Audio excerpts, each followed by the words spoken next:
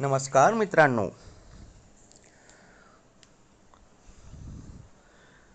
आजचा व्हिडिओ माझा काय असेल याची तुम्हाला उत्सुकता असेल, तर ही उत्सुकता मी आता जास्त ताण न धरता आपण सुरुवात करूया. आजच्या आपल्या नायकाचं नाव आहे अमिताभ बच्चन. अमिताभ बच्चन हे भारतीय चित्रपटसृष्टीतील सर्वात मोठे नाव मानले जाते. त्यांचा जन्म 11 ऑक्टोबर 1942 रोजी उत्तर प्रदेशातील इलाहाबाद येथे झाला. त्यांचे वडील सुप्रसिद्ध कवी हरिवंशराय बच्चन तर आई तेजस्विनी होती. साहित्यिक वातावरणात वाढल्यामुळे लहानपणापासूनच त्यांच्यात कला आणि अभिनयाची आवड निर्माण झाली. त्यांचे शालेय शिक्षण इलाहाबाद येथे तर उच्च शिक्षण दिल्ली विद्यापीठातील किरोरीमल महाविद्यालयात झाले.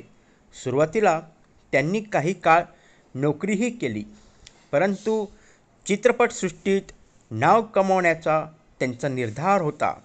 त्यामुळे त्यांनी मुंबई गाठली आणि संघर्षमय प्रवासाला सुरुवात केली.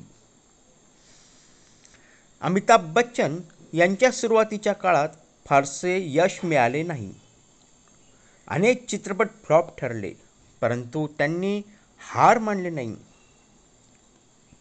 त्यांचा पहिला पिक्चर होता सात हिंदुस्तानी.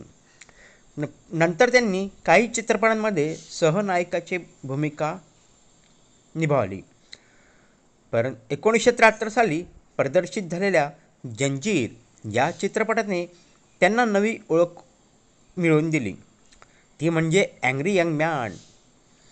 आणि त्या चित्रपटातच त्यांना त्यांची लाईफ पार्टनर अर्धांगिनी जया बच्चन मिळाल्या.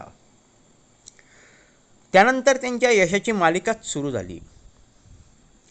शोले, दीवार, डॉन, त्रिशूल, कुली, सिलसिला, मुकद्दर का सिकंदर असे अनेक सुपरहिट चित्रपट त्यांनी दिले.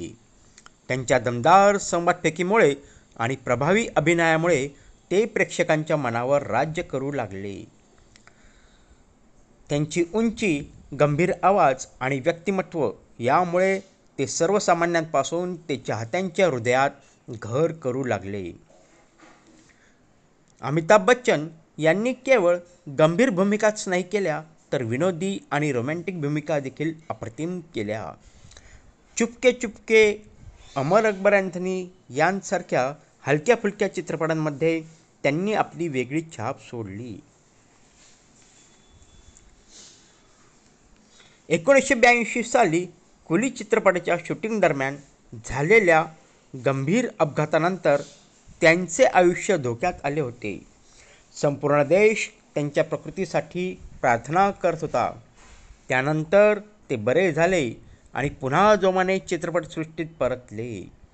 1990 नंतर त्यांनी काही काळ राजकारणातही प्रवेश केला, परंतु राजकारणात त्यांना फारसे यश मिळाले नाही. त्यानंतर त्यांनी पुन्हा अभिनयाकडे लक्ष दिले आणि नवी भूमिकांची निवड केली.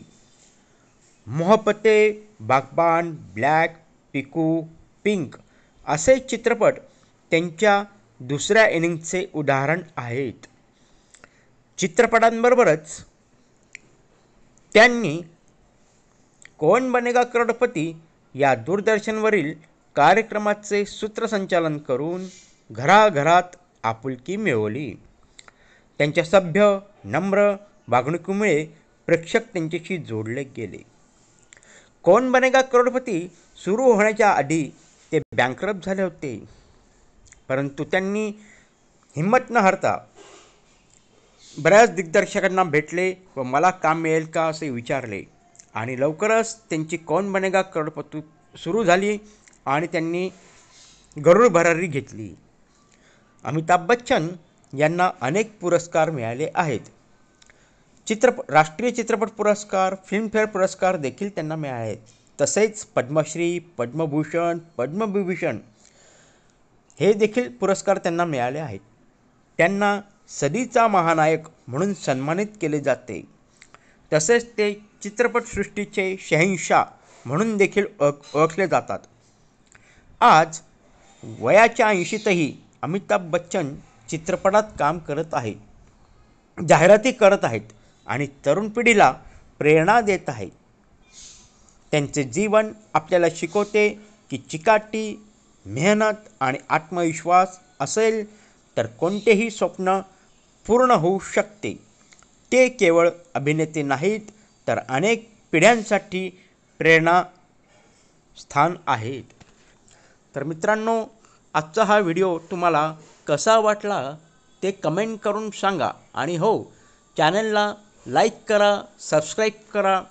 आणि मी उद्या परत तुमच्यासाठी घेऊन येणार आहे एक असाच नायक.